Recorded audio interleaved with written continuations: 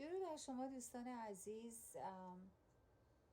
نه دیگه الان فرشته هستم. امیدوارم که حالتون خوب باشه. درود بر شما. امیدوارم که حالتون خوب باشه. فرشته هستم. خواهش میکنم این ویدیوهای من رو شیر کنید، تقسیم کنید، به دوستان دیگرتون نشون بدید، به خاطری که 1 سال هست که جلوی ویدیوهای من داره گرفته میشه و اجازه نمیدن که نشون داده بشه. به هر طریقی، حالا ساندیس شده، کیک شده، چه میدونم دلار شده، هرچی هست جلوشو دارن میگیرن. خواهش میکنم در این مبارزه به من بپیوندید و ویدیوهای من رو با تمام شاه دوستان، پهلوی دوستان، آزاد خواهان، آزاد منشان، کسایی که فکاهی دوست دارن، کمدی دوست دارن، کسایی که از حقایق واقعی لذت میبرن، کسانی که چرخانده و چرخنده دارن میرن، تقسیم کنید بذارید ببینن.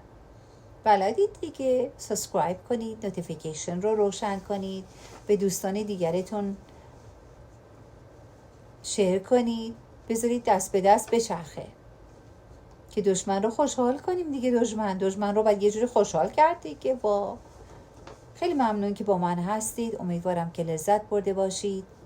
آزادی نزدیک است. جاوید شاه.